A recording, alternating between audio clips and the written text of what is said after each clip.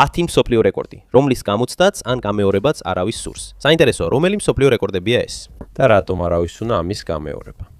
კარგი, როგორ ხართ მეგობრებო? მოგესალმებათ არვინ პოლოთივი. ჩვენ სამყაროში თითოეულ ადამიანს აქვს თავისი უნარები და შესაძლებლობები. ასევე არსებობენ ადამიანები, რომლებიც განსაკუთრებულად ნიჭიერები არიან, რის გამოც შეუძლიათ შეუძლებელი საქმეების გაკეთება. მათი სუნთქვის შემკრელი და შეუძლებელი მიღწევების გამო გასაკვირი არ არის, რომ ისინი ისტორიაში იწერებიან. განსაკუთრებით კი გინესის მსოფლიო რეკორდების წიგნში. თუმცა ამ ყველაფრის მიუხედავად, მათი მიღწევები იმდენად შეუძლებელია, რომ არავის სურს მათი გამეორება ან ცდა. ამიტომაც ამ ვიდეოში განვიხილავთ 10 მსოფლიო რეკორდს, რომლის გამოცდა ან გამეორებაც არავის სურს. მაგრამ სანამ დავიწყებ, თუ პირველად ხარ ჩვენს პატარა არხზე, არ დაგავიწყდეს გამოიწერო არხი და დააჭირო ზარის ხილაკს, რომ ყოველთვის იყო ინფორმირებული ჩვენი ახალი ვიდეოების შესახებ. მაშ დავიწყოთ. ნომერი 10 ვარდნა კოსმოსიდან. ეს ნამდვილად წარმოუდგენელია. მეც კი წარმოიდგენ, რომ ვინმე ასეთ ტრიუქს გააკეთებდა მხოლოდ რეკორდისთვის. ესეთი მოვლენები მხოლოდ ფილმებში გვხდება, მაგრამ ფელიქს ბაუმგარტნერი სულ სხვა. ფელიქსი ავსტრალიელი სკაიდაივერი, რისკიანი ტრიუკების შემსრულებელი და ბეის ჯამპერია. ის ცნობილი გახდა, როდესაც ჰელიუმის ბუშტიდან დედამიწისკენ გადახდა. ჩვენი პლანეტის სტრატოსფეროდან. მან ეს 2012 წლის 14 ოქტომბერს გააკეთა. ის დაეშვა ნიუ-მექსიკოში, შეერთებულ შტატებში, პუერტო-რიკოში. Red Bull Stratos-ის პროექტის პარგლებში მან ასევე დაამყარა რეკორდი და გადალახა ხმის ბარიერი. ამისთვის მან არ გამოიყენა არანაირი საფრენი აპარატი. ამჟამად მას 2 რეკორდი აქვს. სხვა რეკორდებს შორისაა გასული სიმაღლე და ვერტიკალური თავისუფალი ვარდნის მანძილი დამხმარე პარაშუტის გარეშე. ფელიქსიც ცნობილია თავისი საშიში და მართლაც შთამბეჭდავი ტრიუკებით. ის ავსტრალიის სამხედროებთან ერთად ვარჯიშობდა, რათა თავისი ტრიუკი დაეხვეცა. მაგრამ სანამ ის რეკორდსმენი გახდებოდა, იყვნენ ადამიანები, რომლებმაც ეს ტრიუკი მანამდეც სცადეს. 1962 წლის 1 ნოემბერი ევგენი ანდრეევი ცაში აფრინდა და მან 93,970 ფუტის სიმაღლიდან გადახდა. ეს ნაკლებია, მაგრამ მას არ გაუმართლა, რომ ეს რეკორდი დაემყარებინა. ის დაშავდა, გადახდომისას მისი ჩაფხუტის ვიზორი გათხოვდა, რის გამოც დეპრესია განიცადა. და საბოლოოდ ის გარდაიცვალა. ეს მოხდა 1965 წელს. ნიკ პიანტინი და მათ სცადა რამდენჯერმე გადახდომა, მაგრამ რამდენჯერმე ცდაზე ვერცერხელ ვერ მიაღწია წარმატებას, რადგან მასაც დეპრესია ჰქონდა. ამას გარდა თითქმის ყველა ადამიანი, ვინც მას აკონტროლებდა და მონიტორი, რომელიც ქვემოდან აკვირდებოდა მას. დაკარგა კავშირი, გადარჩა მისი დაცემის შემდეგ, მაგრამ იმის გამო, რომ ჟანგბადი აღარ ჰქონდა, მის ტვინს დაზიანება მიადგა და ვეღარ შეძლო გამოჯამრთელება. ნომერი 9, კაცი, რომელსაც ფუტკრები ფარავს. ეს არის ჩინელი, სახელად დრედ დევილი, რომელმაც რეკორდი დაამყარა. მას დაასხეს ყუთები, რომლებიც სავსე იყო ფუტკრებით თავიდანვე. იჩუნის ქალაქში, ჯიანგშინის პროვინციაში. მის სახელია რუან ლიანმინი, ის ჩინეთში ცხოვრობს და ტრიუქს, რომელიც მან გააკეთა, ეწოდება ფუტკრის ბერდინგი, რომელიც უკრაინიდან მოდის. ფუტკრის ბერდინგი მე-19 საუკუნიდან არსებობს. ეს არის მაშინ, როდესაც მათ სხეულზე დედა ფუტკარს ათავსებენ, რათა სხვა ფუტკრები მიიზიდონ. ეს ტრიუკი რუანმა წარმატებით შეასრულა. მას მიენიჭა რეკორდი ყველაზე მძიმე ფუტკრის მოსასხამი. და ფუტკრების საერთო წონა მის სხეულზე იყო 136 ფუნტი დინესის მიხედვით. და რუანმა ეს ტრიუკი შეასრულა მაშინ, როცა ეთერში გადიოდა CCTV Guinness World Records Special and Law Show Day Record Pensionis ქალაქში. და რუანის თქმით, მისი ერთ-ერთი საიდუმლო, თუ რატომ არ კბენენ მას ფუტკრები, არის მისი სიმშვიდე და საკუთარი მოძრაობების კონტროლი. საოცარი არა? ნომერი 8. გიგანტური პიცა. გინესის მსოფლიო რეკორდების მიხედვით, ყველაზე დიდი პიცა იწონიდა 26,803 ფუნტს. ის გამოაწყვეს და გააკეთეს 1990 წლის 8 დეკემბერს. ეს პიცა გააკეთა ნორთჰუდში, სამხრეთ აფრიკაში. გიგანტური პიცა შექმნა ნორთჰუდ ჰაიპერმარკეტმა და მათ ერთად გამოაწყვეს ეს პიცა. ამ პიცის გაკეთება ძალიან რთული იყო, ამიტომაც კარგად გეგმავდნენ მის მომზადებას. პიცის ზომა იყო 122 ფუტი დიამეტრში. დიდი არა? მარფა გემრიელია პიცის ჭამა, მაგრამ რას იზამ თუ ასეთი დიდი პიცა გექნება? შეძლებ ბოლომდე შეჭამო. ამ პიცის ინგრედიენტები იყო დაახლოებით 9920 ფუნტი ფქვილი, 3960 ფუნტი ყველი, 1763 ფუნტი სოკო, 1984 ფუნტი ტომატის პიურე და ბოლოს 1984 ფუნტი დაჭრილი პომიდორი. დღესდღეობით ბევრ ცნობილ სწრაფი ობიექტში ან რესტორანში შეხვდებით გიგანტურ პიცებს, მაგრამ ასეთი გიგანტური პიცა ჯერ კიდევ არავის გაუკეთებია მთელ მსოფლიოში. ნომერი 7. Gel Zero i10 chopstick-ით ერთი წუთში ალბათ ყველანი ერთხელ მაინც გვიჭამია ჟელე. და დარწმუნებული ვარ, რომ ჩვენ აქ ვიყენებთ კოვს ან პატარა კოვს. ალბათ chopstick-იც გამოგიყენებიათ. და დამწყებთათვის chopstick-ის დაჭერა ასე მარტივად სასწაული არ არის. განსაკუთრებით მაშინ როცა ჭამ ის რაღაცას, რაც სრიალაა ან მრგვალი ფორმისაა. მაგრამ იყო ერთი ადამიანი, რომელმაც სადა ჟელეს ჭამა მხოლოდ chopstick-ით. მას ჰქონდა 1 წუთი, ამიტომ 2017 წლის თებერვალში ანდრეა ორდოლფმა, რომელიც გერმანიიდან, ოსბერბიდანაა, დაამყარა გინესის რეკორდი მხოლოდ chopstick-ით 716 გრამი ჟელეს ჭამაში. და სანამ ანდრეა ორდოლფი ამას გააკეთებდა, მან რამდენჯერმე ივარჯიშა. სანამ მან ის რეკორდი დაამყარა. რთულია ჟელეს ჭამა მხოლოდ chopstick-ით, რადგან ჟელე ძალიან სრიალაა და საჭიროა კოვზის გამოყენება, რომ ნორმალურად შეჭამო. Number 6. Human mattress dom. იცით თუ არა დომინო? დაწერეთ კომენტარებში თუ იცით ეს. დომინო არის თამაში, რომელიც საფრანგეთიდან მოდის. და დღესდღეობით დომინოს უამრავი სხვადასხვა სახის თამაში აქვს.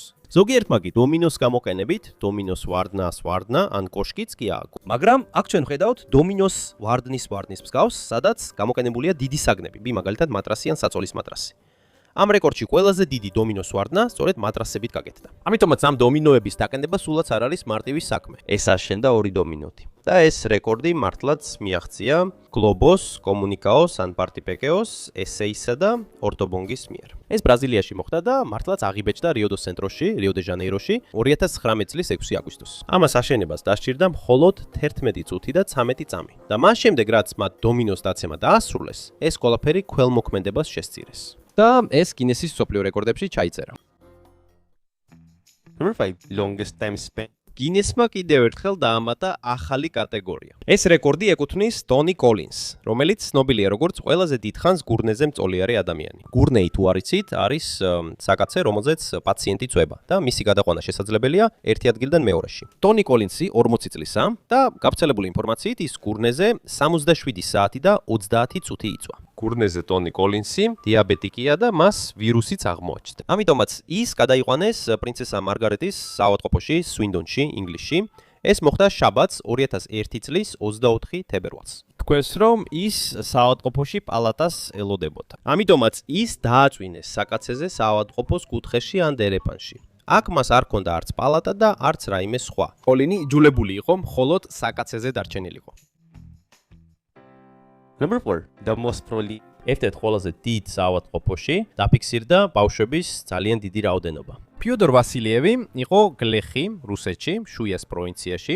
დოკუმენტში წერია, რომ მის პირველ ცოლს 1725 წლიდან 1765 წლამდე 69 შვილი ჰყავდა. და მათი ეს შვილები იყვნენ 16 წყვილი ტყუპები, 7 სამეული და 4 ოთხეული. და მისმა ცოლმა გააჩინა 16 წყვილი ტყუპი, 7 სამეული და 4 ოთხეული. ეს მოსკოვში ნიკოლსის მონასტერმა 1792 წლის 27 თებერვალს აცნობა. და მისი ყველა შვილი აღნუსხულია. და აქვე მათი დედა ვასილიევა შესაძლოა გენეტიკური მიდრეკილება ჰქონდეს ჰიპეროვულაციისკენ. ეს არის მრავალი კვერცხუჯრედის გამოყოფა ერთ ციკლში, რაც მნიშვნელოვნად ზრდის ტყუპების ან მრავალი შვილის გაჩენის შანსს. Number 3. Most wins in world. მსოფლიო წვერისა და ულვაშის ჩემპიონატში ყველაზე მეტი გამარჯვება მოიპოვა კარლ ჰაინც ჰელემ გერმანიიდან. 1999 წლიდან 2011 წლამდე ჰელე მონაწილეობდა კატეგორიაში ნაწილობრივი წვერი. მისი ბოლო გამარჯვება იყო ტრონჰეიმში, ნორვეგიაში. 2011 წელს ჰელემ გაიმარჯვა იმპერიული ნაწილობრივი წვერის კატეგორიაში და ეს არის შემდეგი წლები. კიდევ 6 მსოფლიო ჩემპიონატი 1999 წელს, ესტადი, შვედეთი 2003. ქალაქი ნევადა, აშერსჩე 2005, ბერლინი, გერმანია 2007, ბრინტონი, ინგლისი 2009, ანკორიჯი, ალასკა, აშერსჩე 2011, ტრონჰეიმი, ნორვეგია და აქ არ არსებობს ოფიციალური საზომი, რადგან ეს შეჯიბრი ეფუძნება იმ სტანდარტებს, რომლებიც მართავენ წვერის განსაცვიფრებელ სტილებს. 2. მსოფლიოში ყველაზე მაღალი მცირე სიღრმის წყალში ყვინთვა.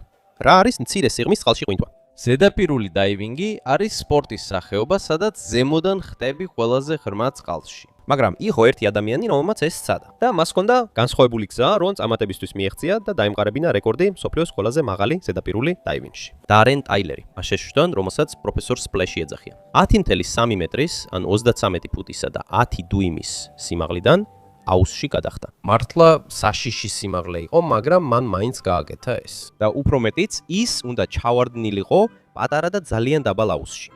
ეს ტრიუკი ძალიან საშიში იყო და შეიძლებოდა ადამიანის დაღუპა გამოეწვია. მაგრამ დარენ ტეილორი არ შეშინებულა და მაინც გააკეთა ეს. ამიტომაც ეს ჩაიწერა როგორც ახალი რეკორდი, რომლის გამეორებაც აღარავის შეუძლია. და 22 ოქტომბერს 2005 წელს ეს მისი უახლესი რეკორდი იყო, როცა მან მიიღო ჯილდო გინესის მსოფლიო რეკორდებისგან. და 2014 წლის 21 ივნისს მან კიდევ ერთხელ აჩვენა თავისი შესაძლებლობები, რათა დაიმტკიცებინა, რომ ის არის ზედაპირული ყვინთვის ოსტატი. ამჯერად მან თითქოს გადააჯარბა თავის პირველსავე მიღწევას, რადგან ის გადახტა და ცეცხლში ჩაყვინთა 8 მეტრის, ანუ 26 ფუტისა და 3 ინჩის სიმაღლიდან. და ეს ყველაფერი კი არა, აუზშიც, სადაც ის უნდა ჩავარდნილიყო, ცეცხლი იყო. ნამდვილად აღფრთოვანებას იწვევს, მაგრამ ეს ძალიან სახიფათოა სიცოცხლისთვის. ნომერ 1 ყველაზე მძიმე ადამიანი. არიან ადამიანები, რომლებსაც უბრალოდ მსუქნები ეძახიან. თუმცა არსებობენ ისეთებიც, რომლებიც ბავშვობიდანვე ძალიან დიდები არიან. ჯონ ბრაუერ მინოკი ამერიკელი მამაკაცია, რომელსაც გინესის რეკორდების მიხედვით ყველაზე დიდი წონა ჰქონდა. მისი წონა დაფიქსირდა როგორც 1400 ფუნტი, ანუ 625 კილოგრამი. ეს წონა ეკვივალენტურია 6-7 ადამიანს, ან მეტსაც კი თუ მინოკის წონას შევადარებთ. და მინოკის ეს წონა განაგრძობდა ზრდას უწყვეტად, სანამ ის საავადმყოფოში არ მოხვდა 2021 წლის მარტში, 26 წლის ასაკში, გულის გართულებებისა და სუნთქვის გაძნელების გამო. ამავე პერიოდში მან თითქმის 100 ფუნტი, ანუ 50 კილოგრამი დაიკლო წონაში. და მალე მინოქს 2 შვილი შეეძინა. და მიუხედავად ამისა, იმავე წლებში მინოქს დაუდგინდა მასიური შეშუბება. შეშუბება არის მდგომარეობა, როდესაც სხეულში ჭარბი ექსტრაცელულარული სითხეა. ამიტომ, როდესაც მას საავადმყოფოში მიყავდათ, ბევრი ადამიანი იყო საჭირო, რომ დახმარებოდნენ გადაყვანაში. მინოკი გადაიყვანეს ვაშინგტონის უნივერსიტეტის სამედიცინო ცენტრში, სიეტლში. და იქ მინოკი დააწვინეს, 2 საწოლი კი შეერთეს მისთვის. 13 ადამიანი ატრიალებდა მის სხეულს, რომ შეეცვალათ მისი საფენი. მინოკი საავადმყოფოდან გაწერეს 20 თვის შემდეგ. და ამის შემდეგ მისი წონა მხოლოდ 216 კილოგრამი იყო. ან დაახლოებით 419 კილოგრამით ნაკლებია, ვიდრე ადრე. სამწუხაროდ ის ისევ გადაიყვანეს საავადმყოფოში, რადგან მისი წონა კვლავ გაიზარდა და მან ვერ შეძლო ამის კონტროლი. და მან შეწყვეტა მკურნალობა. ამიტომაც, სექტემბრის 10-ის თვეებში, 1983 წელს, 21 წლის ასაკში, ის გარდაიცვალა. მისი გარდაცვალების დროს წონა იყო 362 კილოგრამი. კარგი, კიდევ ერთხელ ეს არის არვინპოლო TV, ეს უბრალოდ მოთხრობა არ არის, ეს ასევე შეიძლება შეცვალოს შენი შეხედულება ცხოვრებაზე. მადლობა და შევხვდებით ჩემს შემდეგ ვიდეოში.